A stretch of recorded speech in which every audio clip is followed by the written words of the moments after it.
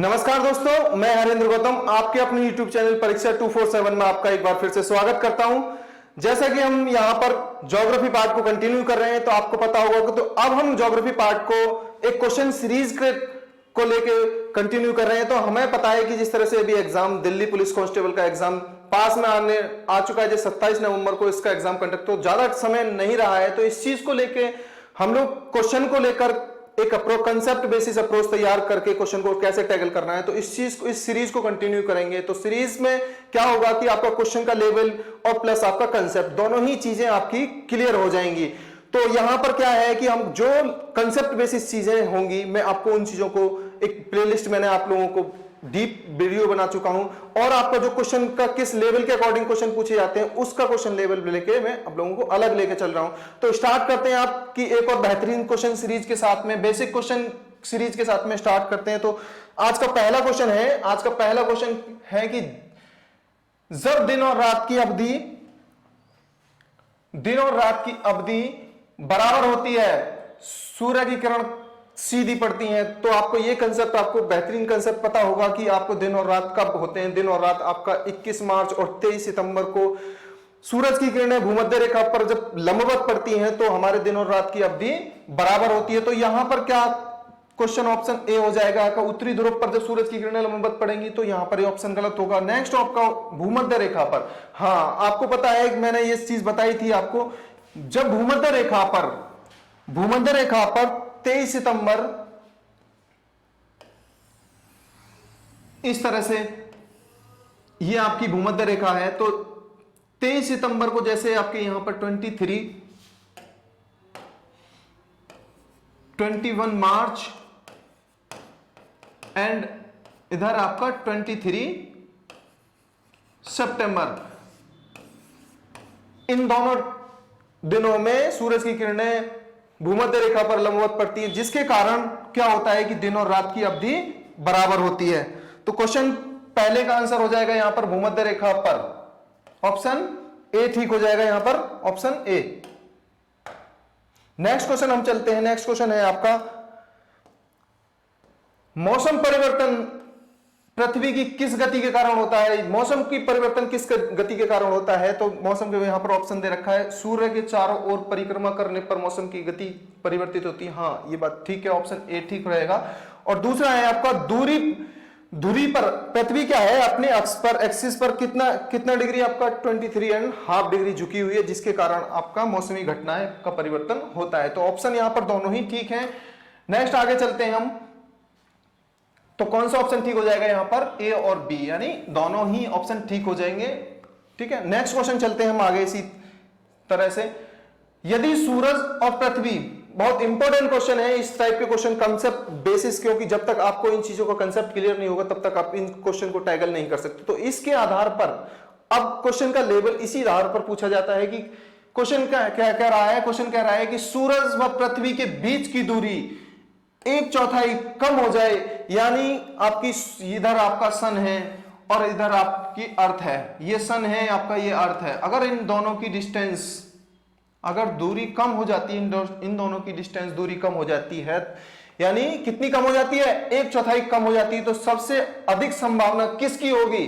तो ऑप्शन दे रखे हैं, सबसे पहला ऑप्शन है आपका पृथ्वी, और पृथ्वी सूर्य में गिर जाएगी, यानी कि पृथ्वी सूरज के समीप जाकर उसमें विलीन हो जाएगी। दूसरा ऑप्शन कहता है आपका पृथ्वी जल भस्म हो जाएगी, यानी कि पृथ्वी पूरी तरह से खत्म हो जाएगी। तीसरा ऑप्शन कहता है कि हमारे वर्ष की अवधि कम हो जाएगी। बिल्कुल राइट ऑप्शन हो जाएगा यहां पर, सी ऑप्शन हो जाएगा, क्योंकि आपको पता है कि जिस तरह से पृथ्वी का अपने अक्ष पर घूमती है और सूरज के परितः घूमती है, अपने अक्ष पर घूमने को हम पृथ्वी को क्या कहते हैं, परिभ्रमण चाल, और सूर्य के परितः घूमने को परिक्रमण चाल कहते हैं। तो जिस तरह से दूरी कम होने के साथ साथ में क्या होगा कि परिक्रमण चाल इसकी जल्दी में हो जाएगी। तो हमारी क्या है कि जिस तरह से जल्दी सूरज के परितः जल्दी चक्कर लगा देगी, तो पृथ्वी क्या होगा कि हमारी जो वर्ष की अवधि है, वहां पर ऑप्शन दे रखा है, सी ऑप्शन है कि हमारे जो वर्ष की अवधि कम हो जाएगी। काफी इंपोर्टेंट क्वेश्चन है कि जैसे ही हमारी सूरज और पृथ्वी की दूरी कम कर दी जाए तो क्या हो जाएगा आपका, हमारे वर्ष की अवधि कम हो जाएगी। इसी तरह से हम चलते हैं आगे नेक्स्ट क्वेश्चन है आपका। नेक्स्ट क्वेश्चन क्या कह रहा है, नेक्स्ट क्वेश्चन है कि पृथ्वी के परिचय पृथ्वी के परिचय लिख गया है यहां पर, पृथ्वी के परितः घूमने वाले कृत्रिम उपग्रह कौन से होते हैं आपके? कृत्रिम उपग्रह आपको पता है, जिस तरह से सैटेलाइट हमारे यहां से पृथ्वी से लॉन्च किए जाते हैं, आपके जियो सैटेलाइट, नियो सैटेलाइट आपके और मियो सैटेलाइट, तो इस तरह के सैटेलाइट जो लॉन्च किए जाते हैं वो उपग्रह आपके आर्टिफिशियल उपग्रह। बाहर से कोई गेंद गिराई जैसी, अगर उपग्रह में से कोई गेंद आपकी गिराई जाती है तो उस गेंद पर क्या प्रभाव पड़ेगा? तो यहां पर ऑप्शन दे रखे हैं। ऑप्शन ए कह रहा है कि आपका सूर्य पर चली जाएगी, वो गेंद क्या होगा? सूर्य पर चली जाएगी, बिल्कुल गलत बात है। नेक्स्ट ऑप्शन कह रहा है कि चंद्रमा पर चली जाएगी, ये भी गलत बात है। तीसरा कह रहा है कि पृथ्वी पर गिर जाएगी। तो आप खुद बताइए, आप ये सारे ऑप्शन गलत हो जाएंगे, तो ये आपका लास्ट ऑप्शन बचता है, ऑप्शन डी आपका सही होगा। तो कह रहा है कि पृथ्वी के परितः उपग्रह के समान आवर्तकाल के साथ साथ में उसी कक्षा में घूमना प्रारंभ कर देगी। आपको जो मैंने आपको बताया था कि हमारे सबसे पहले आपका समताप मंडल, फिर क्षोभ मंडल से बाद समताप मंडल, समताप के मंडल के बाद में आपका मध्य मंडल और मध्य मंडल के बाद में बहिष्मंडल। बहिष्मंडल में जाने के बाद में कोई भी आपकी चीज क्या होता है कि पृथ्वी की उसी चाल से उसके परितः घूमना प्रारंभ कर देती, क्योंकि उसके एक गुरुत्वीय बल के कारण वो बंध जाती है, और गुरुत्वीय बल के कारण बंधने के साथ साथ में क्या होता है कि वो उसी के परितः घूमना प्रारंभ कर देगी। इसी तरह से क्या होगा कि जो आपकी पृथ्वी की कक्षा में कोई उपग्रह घूम रहा होगा, उस उपग्रह से कोई गेंद अगर बाहर फेंक दी जाती है तो वो गेंद क्या होगी? उसके परितः, जो उपग्रह होगा उसके परितः घूम रही होगी और प्लस पृथ्वी की कक्षा में घूम रही होती है, क्योंकि उसका ग्रेविटेशनल फोर्स की वजह से। आई होप ये कंसेप्ट आपको क्लियर हुआ होगा। नेक्स्ट क्वेश्चन हम आगे चलते हैं। नेक्स्ट क्वेश्चन क्या कह रहा है? नेक्स्ट क्वेश्चन कहता है आपका पृथ्वी की संरचना। पृथ्वी की संरचना में मेटल के नीचे क्या होता है? मेटल के नीचे कोर होता है, क्रोड लिखा है, क्रोड लिखा हुआ है, गलत लिख गया है। क्रोड निम्नलिखित में से किस एक से बना है? किस एक से बना है? तो आपको ये चीज मैंने आपको कंसेप्ट बता चुका हूं कि एल्यूमिनियम से, क्रोमियम से, लोहे से, सिलिकॉन से, तो ऑप्शन हो जाएगा यहां पर सी, लोहे से। तो आपको ये चीज पता होना चाहिए। मैं आपको एक बार फिर से रिमाइंड करा दे रहा हूं कि आपका सबसे पहले पृथ्वी का ये आपका अपर सरफेस है, ये ऊपरी सतह है पृथ्वी की। दूसरी आ जाती है आपकी सतह आ जाती है जिसे हम बोलते हैं, इसको बोलते हैं हम सियाल।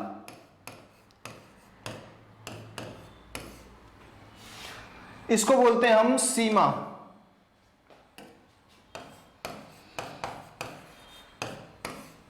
इसको बोलते हैं हम नीफा। क्लियर? अब इनके बारे में देख लेते हैं। यहां पर आपका सियाल किससे? सिलिकॉन, वैसे ही पता लग रहा है हमें, सिलिकॉन प्लस एल्यूमिनियम सियाल। सीमा सिलिकॉन प्लस मैग्नीशियम। नीचे नीफा निकेल प्लस फेरस। ये आपको क्लियर होगा, ठीक है? आपका क्या कह रहा है कि सिलिकॉन और एल्यूमिनियम की हमारी भूपर्पट्टी पर, यानी इस भाग को कहते हैं 100 किलोमीटर के पृथ्वी के अंदर को, इसको भूपर्पट्टी कहते हैं। और भूपर्पट्टी के 100 किलोमीटर के बाद में आता है आपका, इसको बोलते हैं हम मेंटल, और इसको बोलते हैं हम भूपर्पट्टी, यानी इसको बोलते हैं क्रस्ट। इसको बोलेंगे हम मेंटल, इसको बोलेंगे हम कोर। इनको भी हम दो पार्ट्स में क्लासिफाई कर सकते हैं, outer core and inner core. इसी तरह से outer mantle and inner mantle, इसी तरह से outer crust and inner cores. तो यहां पर ये चीजें आपको, कंसेप्ट भी चीजें आपको क्लियर हुई होंगी। तो यहां पर आंसर क्या हो जाएगा? क्वेश्चन पूछा है कि आपकी कोर में, कोर यानी कि नीफे में कौन किसकी मात्रा? फेरक, यानी फेरिस की मात्रा पाई जाती है। तो यहां पर किसकी मात्रा पाई जाएगी? यहां पर लोहे की। ऑप्शन नंबर सी हो जाएगा आपका। तो एल्यूमिनियम किस में पाया जाता है? एल्यूमिनियम किस में पाया जाएगा? एल्यूमिनियम पाया जाएगा आपका क्रस्ट में। सिलिकॉन व एल्यूमिनियम, सिलिकॉन व प्लस एल्यूमिनियम ये पाया जाता है आपका क्रस्ट में, यानी कि पृथ्वी की भूपर्पट्टी पर। क्रोमियम, ये भी आपका, ये क्रोमियम मिलकर बनता है, मिश्र धातु है, लोहा और सिलिकॉन। सिलिकॉन तीनों में मिलकर बन जाता है। तो यहां पर ऑप्शन नंबर कौन सा हो जाएगा? सी ठीक होगा। नीफे में पाए जाने वाला तत्व कौन सा है आपका? फेरक यानी कि लोहा। नेक्स्ट आगे चलते हैं हम इसी तरह से। नेक्स्ट क्वेश्चन है आपका, नेक्स्ट क्वेश्चन कहता है कि बहुत सिंपल क्वेश्चन, कई बार पूछ लिया जाता है एग्जाम में। इसी तरह से ये आपके कुछ डेज से रिलेटेड है, आपको ये इंपोर्टेंट डेज के बारे में आपको पता होना चाहिए। ये सारे के सारे डेज कौन से होते हैं? सबसे पहला पृथ्वी दिवस कब मनाया जाता है, आपका अर्थ डे कब मनाया जाता है, कब मनाया जाता है, आप कमेंट करके बताइए कौन सा कब मनाया जाता है। ऑप्शन नंबर ए यानी 22 अप्रैल, 22 अप्रैल को पृथ्वी दिवस। इसी तरह से 22 मार्च को कौन सा दिवस मनाया जाता है, 22 मार्च को मनाया जाता है जल दिवस। इसी तरह से 8 मार्च को कौन सा दिवस मनाया जाता है, 8 मार्च को मनाया जाता है विश्व महिला दिवस।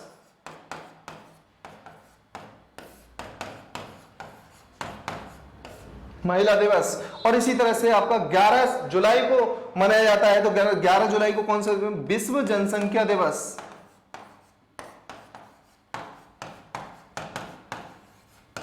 ये सभी डेज के बारे में आप लोगों को एक स्पेशल वीडियोस में बना के डाल दूंगा। वैसे कि एक एक वीडियो जो आपके एग्जाम पॉइंट ऑफ व्यू से रिलीवेंट है वो चीजें हमारे यहाँ पर। कौन सा है आपका अर्थ डे, विश्व पृथ्वी दिवस कब मनाया जाता है, आपका 22 अप्रैल। याद रखिएगा, ये काफी इंपोर्टेंट क्वेश्चन है इन सारे के सारे डेज के बारे में कि 11 जुलाई, 8 मार्च, 22 मार्च और 22 अप्रैल को कौन कौन सा दिवस मनाया जाता है, तो किस किस मंथ्स में कौन कौन से डेज बनाए जाते हैं। तो वो काफी इंपोर्टेंट डेज के बारे में एक क्वेश्चन आपका जरूर डेज से रिलेटेड, एक बुक से रिलेटेड। तो इस तरह के क्वेश्चन जिस तरह से बनते हैं तो उनके कंसेप्ट पर आधारित, क्योंकि डायरेक्ट हम चीजों को कवर करेंगे तो डायरेक्ट चीजें कवर करने में क्या होगा कि आपको कठिनाई होगी, तो उनको किसी ना किसी कंसेप्ट से इंटर रिलेट करते हुए हम चीजों को पढ़ेंगे तो काफी इजी होगा, हमारे लिए आसानी होगी। और पढ़ने के साथ साथ में क्या है कि एक दूसरे डेज को बुक से एक सारे के सारे सब्जेक्ट को कोरिलेट करते हुए, क्योंकि आपको पता है कि दिल्ली पुलिस कांस्टेबल में जीएस का वेटेज काफी है, 50 अंक है उसमें। 50 अंक होने की वजह से क्या होगा कि आपका जीएस का इंपॉर्टेंट पार्ट को हमें टैकल करने के लिए क्या होगा कि कंसेप्ट अप्रोच बनाना होगा। अप्रोच कैसे बनाएंगे हम कि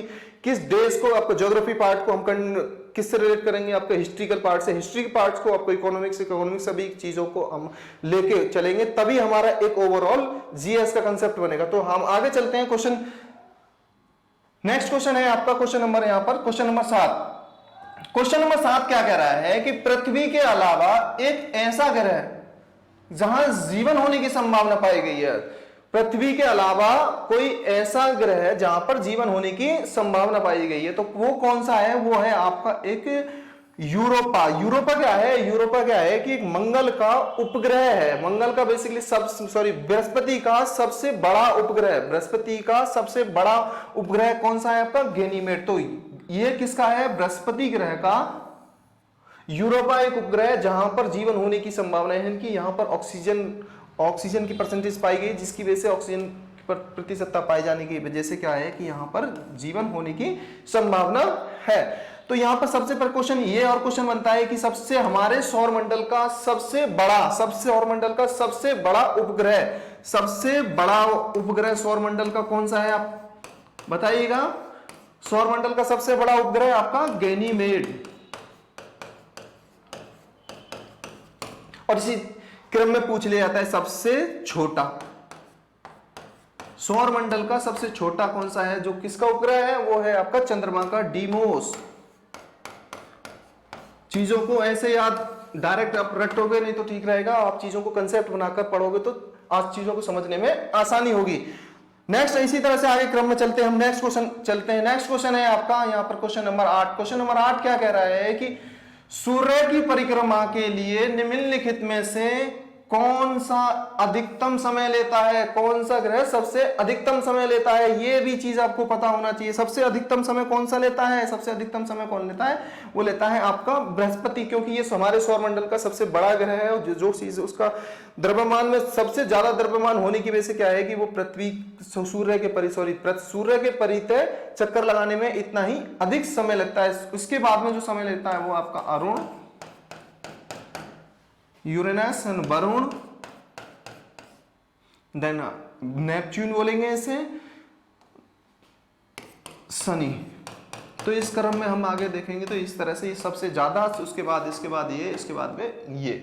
तो ये हम बोल सकते हैं कि यहाँ पर बोल सकते हैं कि ये आपके आंतरिक यानी कि जोवियन ग्रह हो जाएंगे आपके, ये आपके आंतरिक ग्रह होते हैं। आपको ये चीज मैंने आपको बता चुका हूं कि कौन से आपके आंतरिक ग्रह होते हैं, कौन से आपके जोवियन प्लेनेट होते हैं। तो यहाँ पर ऑप्शन नंबर बी ठीक हो जाएगा। तो हमारा कौन सा है जो अधिकतम समय लेने वाला, क्वेश्चन ये भी बनता है कि सबसे कम समय लेने वाला ग्रह कौन सा है, सूर्य के प्रति कम समय लेने वाला ग्रह कौन सा हो जाएगा। यहाँ पर कौन सा होगा आपका बुध, जो कि आपका बुध ग्रह है। सबसे सूरज के परितः चक्कर लगाने में सबसे कम दिनों में कितना, 88 डेज में ये अपना सूरज के परितः पूरा साल कंप्लीट कर देता है।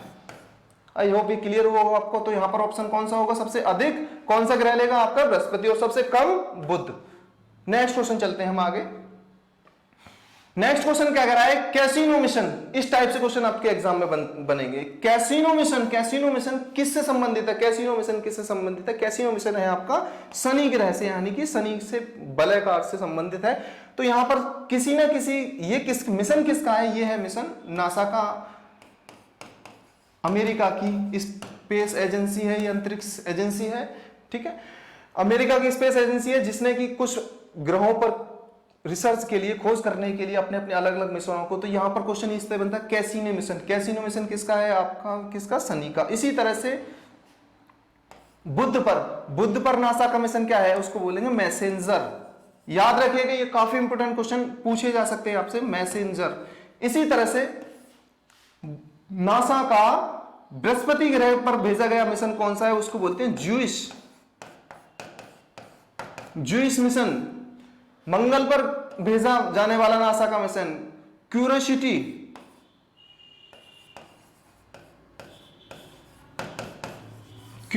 मिशन। और इंडिया का जो हमारी अंतरिक्ष एजेंसी का नाम क्या है, इसरो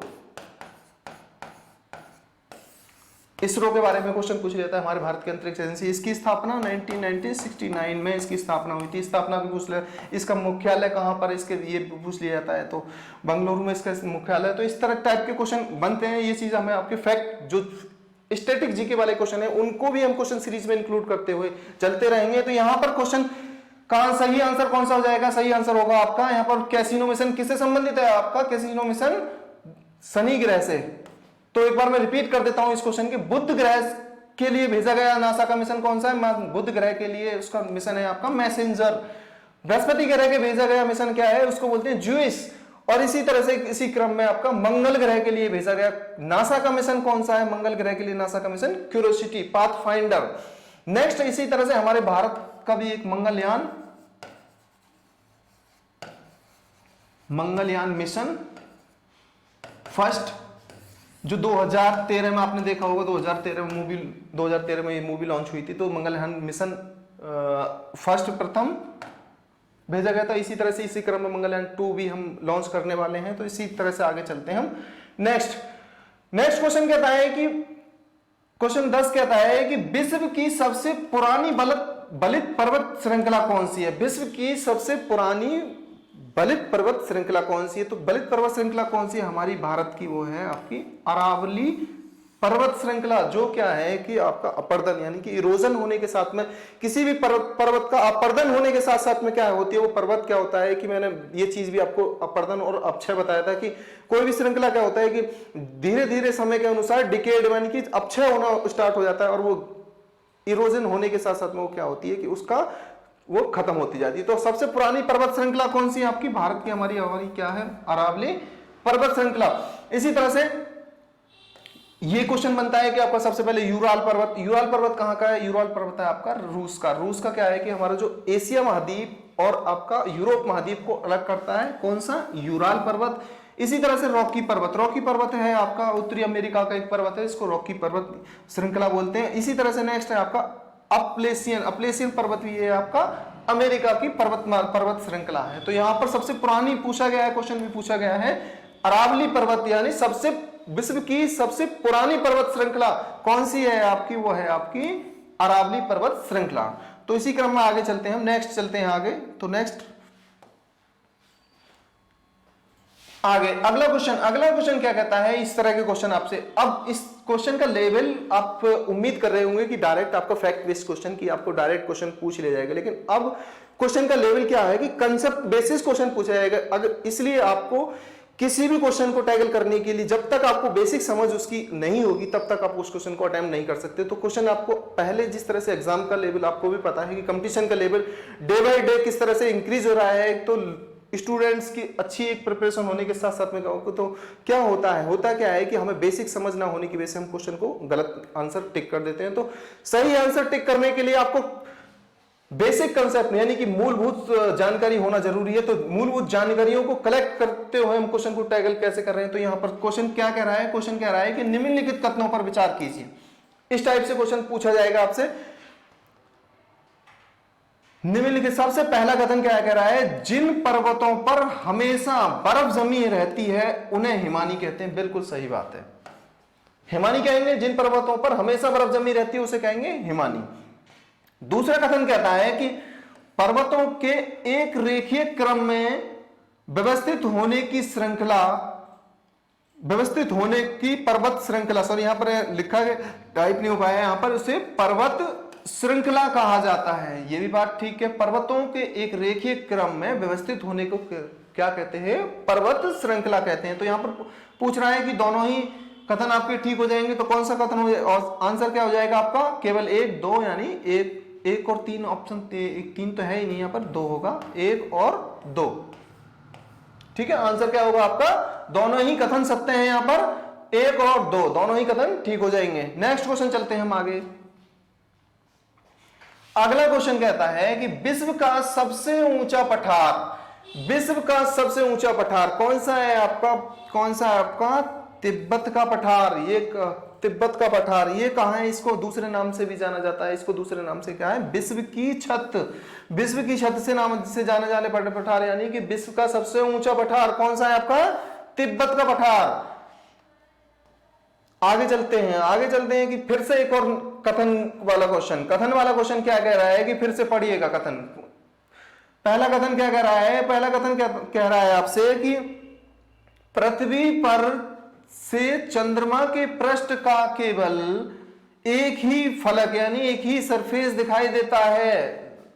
बिल्कुल सही बात है, क्योंकि हमारा क्या है कि 57% भाग, चंद्रमा पर 57% भाग एक ही पृष्ठ हमें दिखाई देता है। क्यों दिखाई देता है, क्योंकि चंद्रमा की रोटेशनल एंड रेवोल्यूशन मोशन यानी कि परिक्रमण और परिभ्रमण चाल समान होने की वजह से उस चंद्रमा का एक ही पृष्ठ दिखाई देता है। तो यहां पर यह बात कथन, पहला कथन ठीक बात, सही बात कह रहा है, पृथ्वी पर चंद्रमा के पृष्ठ का केवल एक ही फलक दिखाई देता है, एक ही फलक दिखाई देता है, यानी 57% भाग दे, बिल्कुल सही बात है। नेक्स्ट अगला कह रहा है अपने अक्ष पर चंद्रमा के गुण, अपने अक्ष पर चंद्रमा के गुणनकाल के चारों ओर घूमने का काल बराबर होता है। यहां पर ये गलत टाइप हो गया है, गुणनकाल यानी घूर्णनकाल होगा, यहां पर गुणनकाल नहीं आपका, यहां पर टाइप मैं लिख देता हूं घूर्णनकाल। अपने अक्ष पर चंद्रमा के घूर्णनकाल, पृथ्वी का घूर्णनकाल और चंद्रमा के घूर्णनकाल के चारों ओर घूमने का काल बराबर हो रहा है, यानी कि उसका चंद्रमा का जो रोटेशन यानी परिक्रमण और परिभ्रमण चाल है वो समान होने की वजह से केवल एक ही अक्ष दिखाई देता हो। तो यहां पर अगर इस क्वेश्चन को दो तरीके से क्वेश्चन भी बन सकता है कि इस कथन की निष्कर्षता यानी कथन फर्स्ट दोनों कथन सत्य हैं, क्या पहला कथन दूसरे कथन की सही व्याख्या करता है, हाँ बिल्कुल सही व्याख्या करता है। तो इस क्रम में भी क्वेश्चन आपसे पूछा जा सकता है, और क्वेश्चन इस क्रम में भी पूछा जा सकता है कि दोनों कथन ठीक है या पहला कथन ठीक है। तो यहां पर कौन सा ठीक रहेगा, यहां पर कौन सा कथन ठीक रहेगा, यहां पर कथन हो जाएंगे आपके दोनों कथन ठीक हो जाएंगे। नेक्स्ट इसी क्रम में आगे चलते हैं। अगला क्वेश्चन काफी इंपोर्टेंट क्वेश्चन कह रहा है चंद्रमा के धरातल पर दो व्यक्ति एक दूसरे की बातें नहीं सुन सकते। क्यों नहीं सुन सकते, इसके पीछे रीजन बताइएगा। रीजन क्या रीजन हो सकते हैं कि चंद्रमा पर दोनों व्यक्ति आपस में एक दूसरे की बातें नहीं सुन सकते, क्या रीजन है। रीजन होगा, सबसे पहला ऑप्शन दे रखा है चंद्रमा पर उनके कान काम करना बंद। बिल्कुल बेहुदी बात है, कान काम करना बंद हो जाएंगे, ये बिल्कुल गलत बात है। नेक्स्ट है आपका चंद्रमा पर विशेष प्रकार के अंतरिक्ष सूट पहनने होने की वजह से, ये भी गलत बात है, क्योंकि अंतरिक्ष सूट पहने होने की वजह से एक दूसरे की बातें नहीं सुन पाएंगे, बिल्कुल। नेक्स्ट है आपका चंद्रमा पर वायुमंडल नहीं है, हाँ बिल्कुल एटमॉस्फेयर नहीं है, ये बात बिल्कुल ठीक है। तो आंसर क्या देंगे आप इसका, हमारे चंद्रमा पर वायुमंडल नहीं है। जिस तरह से हमारी पृथ्वी पर वायुमंडल की परतें पाई जाती है, विभिन्न विभिन्न प्रकार आपके क्षोभ मंडल, समताप मंडल, मध्य मंडल और आपका आयन मंडल और बहिष्मंडल, इस प्रकार की जिस तरह से इन चारों ही परतों के पृथ्वी पर वायुमंडल का आवरण बना हुआ है, तो इसी प्रकार चंद्रमा पर किसी भी प्रकार का वायुमंडल नहीं पाया जाता, जिसकी वजह से क्या है कि वहां पर हम बातें नहीं सुन सकते। तो यहां पर सबसे अच्छा ऑप्शन का आंसर क्या रहेगा, सी ऑप्शन, चंद्रमा पर वायुमंडल ना होने की वजह से हम एक दूसरे की बातें नहीं सुन सकते। तो अगला क्वेश्चन क्या है, अगला क्वेश्चन क्या कहता है, अगला क्वेश्चन कह रहा है कि ये मैचिंग के लिए आप मैचिंग करिएगा, मैचिंग करिएगा। तो सबसे पहले आपको ये चीज पता होना चाहिए कि ग्रह उपग्रह कुशल तारा आपका कृत्रिम उपग्रह। तो यहां पर करिएगा अप्रोच, सबसे पहले ग्रह, इनमें से ग्रह कौन सा है, आप ग्रह को बताइएगा। सबसे पहले ग्रह है आपका यूरेनस, इसको हिंदी में बोलते हैं वरुण, अरुण, नेपच्यून होता है वरुण, अरुण बोलेंगे। और इसी तरह से उपग्रह कौन सा है आपका, उपग्रह आपका चंद्रमा। पुष्यल तारा कौन सा है, हेली पुष्यल तारा। और कृत्रिम आर्टिफिशियल है आपका मेरिना। तो यहां पर आप करिएगा कौन सा हो जाएगा, ए का 2, तो ए का 2 और आपका बी का 1, ए का 2 बी का 1 और आपका सी का चौथा, ये ऑप्शन नंबर ए ठीक हो जाएगा। यहाँ पर ऑप्शन नंबर ए ठीक होगा। ठीक है, आई होप ये क्लियर हुआ होगा आपको। नेक्स्ट आगे हम चलते हैं आगे। अगला क्वेश्चन क्या कहता है आपसे, अगला क्वेश्चन काफी इंपोर्टेंट क्वेश्चन है। इस टाइप का क्वेश्चन कई बार ग्रेविटेशनल फोर्सेस से पृथ्वी के द्रव्यमान से रिलेटेड आपके किस तरह से क्वेश्चन पूछे जाते हैं। तो यहां पर इसी क्वेश्चन से मैं कई क्वेश्चन आपके कंसेप्ट क्लियर करता हूं। यहां पर कह रहा है क्वेश्चन कि जब किसी वस्तु को पृथ्वी से चंद्रमा पर ले जाया जाता है, जब किसी वस्तु को पृथ्वी पर चंद्रमा पर ले जाया जाता है तो क्या होता है, उसका भार बढ़ जाता है, वस्तु का भार बढ़ जाएगा, नहीं, भार उसका घट जाएगा। क्योंकि यहां पर पृथ्वी का जो गुरुत्वीय बल है चंद्रमा के गुरुत्वीय बल से ज्यादा है, तो इसलिए वस्तु का भार घट जाएगा। ये बात सही है। नेक्स्ट आगे हम पढ़ लेते हैं, आगे भी ऑप्शन को पढ़ लेते हैं।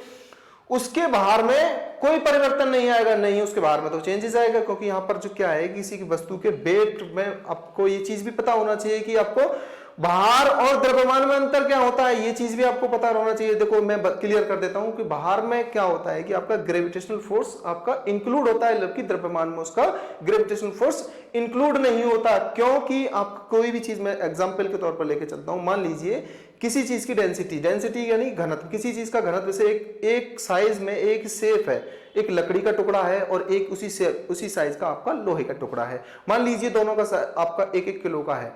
अब 1-1 किलो का है, दोनों का साइज 1-1 किलो का। आप देखते होंगे कि लकड़ी का टुकड़ा कहीं एज कंपेरिजन 1 किलो का बड़ा होता है, उसके कंपेरिजन लोहे का टुकड़ा कम होता है, क्योंकि उसका घनत्व, लोहे का घनत्व लकड़ी के घनत्व से ज्यादा होता है। तो इसी कंसेप्ट को मैं यहां पर बता देता हूं। भार और द्रव्यमान में एक बेसिक डिफरेंस क्या होता है, बेसिक डिफरेंस ये होता है कि भार में गुरुत्वीय बल इंक्लूड होता है, मतलब उसमें ऐड होता है, द्रव्यमान में गुरुत्वीय बल नहीं होता। तो यहां पर क्या होगा कि जिसकी वजह से क्या होता है कि हमारी जो पृथ्वी है, हमारी पृथ्वी और दूसरा है आपका चंद्रमा। अब बात करते हैं सबसे पहला पॉइंट आपका द्रव्यमान के पर्सपेक्टिव से, द्रव्यमान के पर्सपेक्टिव से कि हमारी पृथ्वी का द्रव्यमान पृथ्वी के द्रव्यमान का 1/4, यानी कि पृथ्वी का जो द्रव्यमान, इसकी पृथ्वी का कितना हो जाएगा, इसका 1/4 होता है। इसके पृथ्वी के द्रव्यमान के कंसेप्ट में पूछे, मैं लिख देता हूं, दूसरा पेन यूज कर लेंगे हम यहां पर। द्रव्यमान के में बात करता है तो द्रव्यमान के में क्वेश्चन बनेगा तो आप क्या कहेंगे, 1/4 होता है, 1/4 होता है किसका द्रव्यमान, पृथ्वी के द्रव्यमान का, चंद्रमा का द्रव्यमान। और गुरुत्वीय बल के से क्वेश्चन बनता है आपका इसी तरह से, गुरुत्वीय बल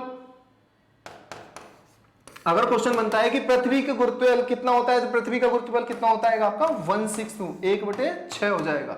ठीक है, क्वेश्चन दो तरीके से यहां से क्वेश्चन बनता है कि आपका पृथ्वी से चंद्रमा पर जाएंगे तो भार में ऑब्वियसली बात है कि आपका कमी आ जाएगी, और द्रव्यमान के से कंसेप्ट में बनता है तो पृथ्वी के द्रव्यमान का चंद्रमा का द्रव्यमान कितना है, 1/4 है। गुरुत्वीय बल, यहां पर गुरुत्वीय बल की बात करते हैं, ग्रेविटेशनल फोर्स की बात करते हैं, तो यहां पर कितना हो जाएगा, 1/6 हो जाएगा। आई होप ये आपको समझ में आया होगा। नेक्स्ट इसी तरह से हम यहां पर चलते हैं आगे। क्वेश्चन क्या रहा था आपका, क्वेश्चन क्या कह रहा था, जब किसी वस्तु को पृथ्वी से चंद्रमा पर लेके जाएंगे तो उसका भार घट जाएगा, ये बात ठीक है। दूसरे, उसके भार में कोई परिवर्तन, ये बात गलत है। पूर्ण रूप से भार रहित हो जाएगा, ये भी बात गलत है। तो ऑप्शन यहां पर कौन सा सही बनता है, उसके भार, उसका वेट घट जाएगा। क्यों वेट घट जाएगा, क्योंकि उसका ग्रेविटेशनल फोर्स की वजह से, यानी कि गुरुत्वीय बल के कारण उसका वेट घट जाएगा। नेक्स्ट आगे चलते हैं हम इसी क्रम में, आगे क्वेश्चन क्या कह रहा है, हम पेन चेंज कर लेंगे यहां पर। अगला क्वेश्चन कह रहा है आपसे, क्वेश्चन नंबर 17। क्वेश्चन 17 कह रहा है कि प्राचीन भारत के प्रसिद्ध खगोल शास्त्री कौन थे। ये क्वेश्चन भी पूछ लिया जाता है कि खगोल शास्त्री, सबसे प्राचीन भारत खगोल शास्त्री कौन थे आपके, सबसे खगोल शास्त्री थे आपके आर्यभट्ट, जिन्होंने किसकी खोज की थी, जिन्होंने की थी आपकी जीरो की खोज, शून्य की खोज करने वाले कौन है, आर्यभट्ट। हमारे गणितज्ञ भी माने जाते हैं जिन्हें सूर्य की शून्य की खोज की थी, और सबसे पहले प्रसिद्ध खगोल शास्त्री भी माने जाते हैं आपके आर्यभट्ट। ठीक है, अगला क्वेश्चन चलते हैं। अगला क्वेश्चन कहता है फिर से आपका एक बार फिर से कथन वाला क्वेश्चन। कथन वाला क्वेश्चन कहता है कि काफी इस बार एग्जाम में आपको रिलेट करते हुए क्वेश्चन जरूर पूछा जाएगा। आपके मैक्सिमम प्रोबेबिलिटी है कि 5 से 7 क्वेश्चन आपसे कथन वाले क्वेश्चन जरूर पूछे जाएंगे, क्योंकि एक क्वेश्चन से आपके 3-4 क्वेश्चन आपके टैकल होते हैं। तो इस तरह से हम कथन क्या कहता है कथन को पहले कथन पढ़ेंगे हम। पहला कथन कह रहा है कि विश्व के वृत्त से दुर्ग तक स्थित, दुर्ग थोड़ा गलत टाइप हो गया शायद, दुर्ग तक स्थित सभी समानांतर वृत्तों को अक्षांश रेखाएं कहते हैं। कह रहा है कि विश्व वृत्त के, यानी कि आप इस क्वेश्चन की लैंग्वेज यहां पर मैं बता देता हूं। क्वेश्चन का पहला कथन कह रहा है कि विश्व वृत्त के दुर्ग के सभी समानांतर लाइन जो हैं, ये इन्हें क्या कहते हैं? हम इन्हें कहेंगे, आपको इन्हें अक्षांश रेखा कहते हैं। सही बात है, समानांतर लाइंस को हम अक्षांश यानी कि लैटिट्यूड लाइंस कहेंगे। नेक्स्ट ऑप्शन दूसरा क्या कहता है कि सभी अक्षांश रेखाओं का आकार समान होता है। बिल्कुल नहीं, ये चीज आपको मैंने बताई थी कि आपकी सबसे बड़ी विषुवतीय रेखा होती है, उसके बाद में समानांतर तो होती है, लेकिन जैसे जैसे हम इनको ध्रुवों पर जाते हैं, जैसे जैसे ध्रुवों पर जाएंगे तो उनका साइज घटता जाता है। तो साइज इनका घटता जाता है, तो सबसे बड़ी अक्षांश रेखा कौन सी है? आपकी विषुवतीय रेखा। और उसके बाद में ये सारी की सारी लाइंस आपकी समानांतर तो होती हैं, लेकिन इनका साइज घटता जाता है। इनके बीच की दूरी कितनी होती है अक्षांश रेखाओं को? मैं बता देता हूं इसको भी, कंसेप्ट को आपको। अक्षांश रेखाओं के बीच की दूरी 111 किलोमीटर होती है और एक दूसरे के समानांतर होती हैं। ये चीज मैंने बताई थी। किसी भी आपका ये किसको निर्धारित करती हैं? किसी भी देशों की दूरी को निर्धारित करती हैं। फॉर एग्जांपल मान लीजिए आपका यहाँ पर इसी भूमध्य रेखा पर पड़ने वाले सारे के सारे कंट्रियों में क्या होगा कि समान जलवायु पाई जाएगी, समान तापमान पाया जाएगा। तो यहाँ पर इनको भी हम पढ़ लेंगे कि यहाँ पर समान जलवायु का निर्धारण क्वेश्चन ये इस तरह से बनता है कि आपका जलवायु का निर्धारण कौन सी रेखा से होता है? अक्षांश रेखाओं से होता है या देशांतर रेखाओं से? क्वेश्चन इस लैंग्वेज में आपका, क्योंकि जलवायु का निर्धारण क्या होगा कि जिस तरह से तापमान का भी निर्धारण किस रेखाओं के अनुसार होगा, वो होगा आपका अक्षांश रेखाओं को। हम बात यहीं पर पढ़ लेते हैं आपका देशांतर रेखाओं का। देशांतर रेखाओं से क्या करते हैं? देशांतर रेखाओं से समय का निर्धारण करते हैं। समय का निर्धारण कहां से करते हैं? सबसे पहला जो समय का 0 डिग्री देशांतर रेखा से सबसे पहले जो कहां पर होकर गुजरती है, वो गुजरती है आपकी लंदन से, यानी लंदन इंग्लैंड से होकर गुजरती है, जिससे मानक समय, हमारे मानक समय और इंग्लैंड के मानक समय का जो समय अंतराल का अंतर जो है वो है आपका कितना? 5.5 घंटे। अगर 1 डिग्री क्वेश्चन इस तरह से भी बनता है कि अगर 1 डिग्री हम पूरब में चलते हैं तो समय का मानक कितना घटता है, 1 डिग्री हम पश्चिम में चलते हैं समय का मानक किस तरह से घटता है। इसी तरह इस कंसेप्ट को भी मैंने आपको डीप में सारी वीडियो बता चुका हूं। आप जाके प्लेलिस्ट में देख लीजिएगा किस तरह से हम जाएंगे। पूरब में जाने पर समय बढ़ता है, पश्चिम में जाने पर समय घटता है। तो 1 डिग्री जाने पर कितना अंतराल होता है? 4 मिनट का अंतराल होता है। ये चीज भी आपको पता होगी, क्योंकि ये कंसेप्ट आता है, जैसे आपको पता है 360 डिग्री आपकी 24 आवर्स में 1 घंटे में घूमेगी आपकी कितना? इसको डिवाइड कर देंगे आपका 36 and 4, यानी कि आपका 1 घंटे में आपका 15 डिग्री घूम जाएगी। 15 डिग्री हो जाएगी। 1 घंटे को हम 60 से 60 मिनट में लिख सकते हैं। ठीक है, 1 डिग्री आपको घूमने में कितना हो जाएगा? 15 को हम डिवाइड कर देंगे, यानी कि 4 मिनट। इस तरह से आपका आ जाता है। आपका 1 डिग्री घूमने में पृथ्वी अगर अपने अक्ष से 1 डिग्री घूमती है तो कितना डिग्री? 4 मिनट का समय अंतराल पूरब की ओर जाने पर बढ़ता है और पश्चिम की ओर जाने पर घटता है। तो ये सब चीजें आपको बेसिक कंसेप्ट के बेसिस पर ही आप क्वेश्चन को आसानी से सॉल्व कर सकते हैं। तो अगला क्वेश्चन हम देखते हैं। यहाँ पर क्वेश्चन क्या कर रहा है कि विश्व के वृत्त में ध्रुव को स्थित सभी समानांतर वृत्तों की अक्षांश रेखा कहते हैं। बिल्कुल सही बात है, ऑप्शन पहला ये ठीक हो जाएगा। दूसरा है सभी अक्षांश रेखाओं का आकार एक समान होता है। नहीं, ये आपका गलत हो जाएगा। जब तक आपको इनका फंडामेंटल यानी कि बेसिक कंसेप्ट नहीं पता होगा तो आप इन क्वेश्चन को सॉल्व नहीं कर सकते। सॉल्व कैसे करोगे? जब तक आपको इनका बेसिक समझ होना काफी जरूरी है। नेक्स्ट हम इसी तरह से चलते हैं। अगला क्वेश्चन, तो यहाँ पर ऑप्शन नंबर 1 ही ठीक रहेगा। तो ऑप्शन 1 ठीक रहेगा, तो यहाँ पर हम जवाब क्या देंगे? केवल 1। आंसर यहाँ पर रहेगा 1 केवल। इसी क्रम में हम आगे चलते हैं। किसी स्थान का मानक समय, आ गया ना क्वेश्चन नेक्स्ट की, हमारा देशांतर रेखा कहते हैं मानक समय निर्धारण करते हैं। किसके समय, किससे निर्धारित करते हैं? समय करते हैं हम। समय का निर्धारण किससे किया जाता है? समय का निर्धारण किया जाता है आपका देशांतर रेखाओं से। देशांतर लॉन्गिट्यूड लाइन, देशांतर रेखाओं से किसका समय का निर्धारण?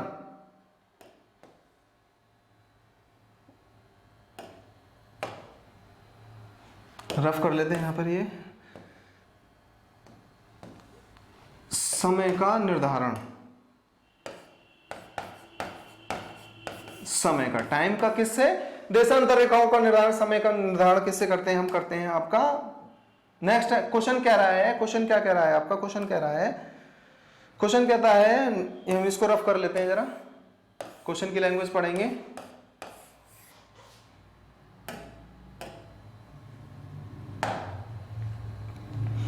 पढ़िएगा क्वेश्चन, क्वेश्चन की लैंग्वेज कह रहा है, क्वेश्चन कह रहा है आपसे कि किसी स्थान का मानक समय निर्धारित करने का आधार क्या होता है? क्या होता है आधार? क्या होता है कि अक्षांश रेखाओं से किसका? अक्षांश रेखाओं से नहीं करते, अक्षांश रेखाओं से किसका? दूरी का, जलवायु का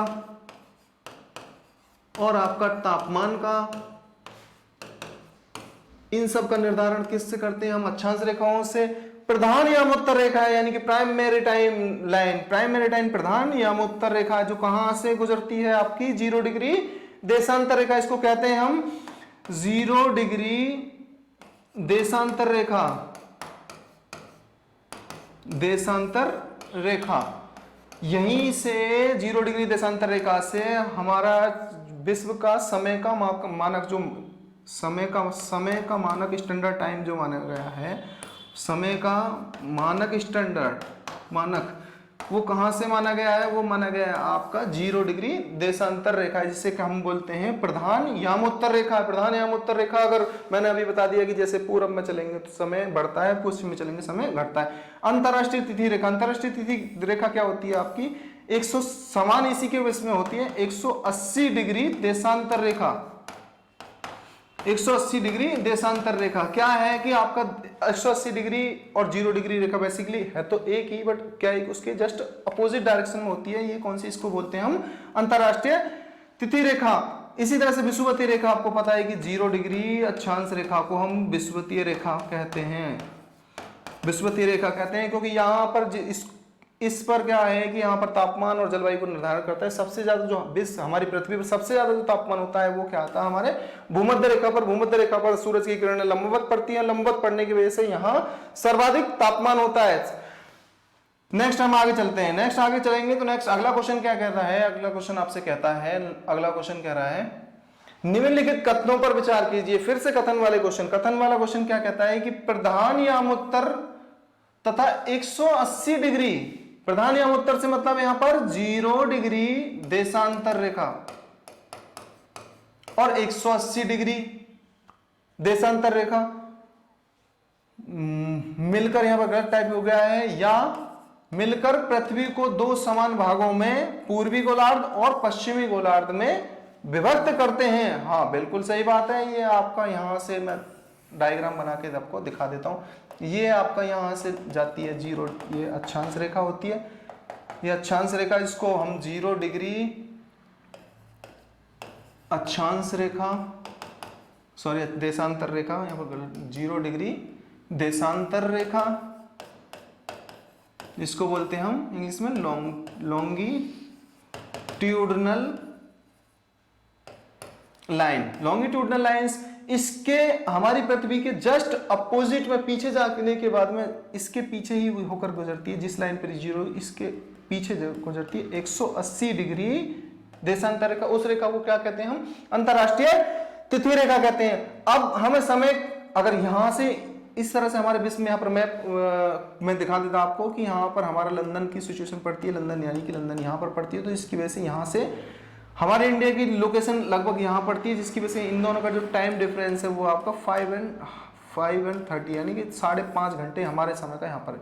यहाँ अगर हम ईस्ट में यानी पूरब की ओर चलते हैं तो समय प्लस होगा, हम वेस्ट में चलते हैं समय माइनस होगा। तो यहां पर क्वेश्चन क्या कह रहा है, हम क्वेश्चन को पढ़ते हैं। क्वेश्चन कहता है आपका पूर्वी गोलार्ध और पश्चिमी गोलार्ध में आपका विभक्त कर देता है। हाँ ठीक है, सही बात है। ये आपका हो जाता है पूर्वी और ये आपका पश्चिमी गोलार्ध हो जाएगा, ये आपका पश्चिमी गोलार्ध हो जाएगा।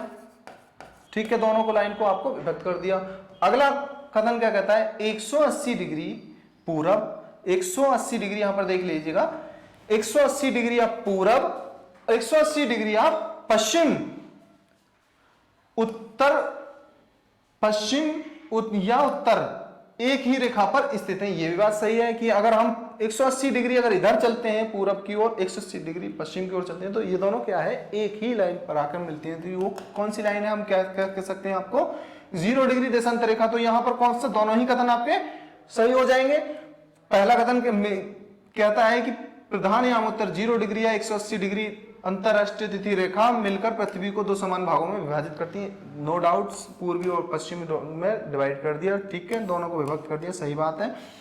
दूसरा कहता है 180 अगर पूरब की ओर, 180 हम पश्चिम की ओर चलते हैं, तो दोनों किस पर आके मिल जाती है, 0 डिग्री देशांतर पर। तो वहां आने के बाद दोनों एक ही लाइन है, इसका कहने का मतलब ये भी ठीक है, दोनों ही ठीक है। तो यहाँ पर कथन कौन सा, ऑप्शन कौन सा ठीक हो जाएगा, 1 और 2 दोनों कथन राइट है। तो ऑप्शन नंबर सी ठीक हो जाएगा। तो यहां पर हमारा ये लास्ट क्वेश्चन हमने देखा, यहाँ केवल हम 20 क्वेश्चन ही अटेम्प्ट करेंगे। जैसे जैसे हम देखेंगे कि यहाँ पर क्या है कि जैसे जैसे हम आगे क्वेश्चन सीरीज को आगे करते रहेंगे, क्वेश्चन को आगे करते रहेंगे, तो इस तरह से क्वेश्चन का लेवल मॉडरेट की करते रहेंगे। मॉडरेट लेवल का मतलब, कहने का मतलब है कि हम कंसेप्ट को क्लियर करते रहेंगे। इसके साथ साथ में फैक्ट बेसिस क्वेश्चन जो आपसे पूछे, एग्जाम में पूछे जाते हैं, फैक्ट बेसिस क्वेश्चन को कंसेप्ट बनाकर कैसे पढ़ते हैं, इस तरह के क्वेश्चन को हम यहाँ पर टैकल कर रहे हैं। तो क्वेश्चन को कैसे टैकल करना है आपको एग्जाम में, क्योंकि अब आपको एग्जाम में 30 दिनों का समय बचा है, 30 डेज का टाइम ही बचा है। तो इस तरह से आपको कितना टाइम कैसे कितना मैनेज करना है, तो आप लोगों को ये चीज एक सरसरी निगाह में कंसेप्ट भी,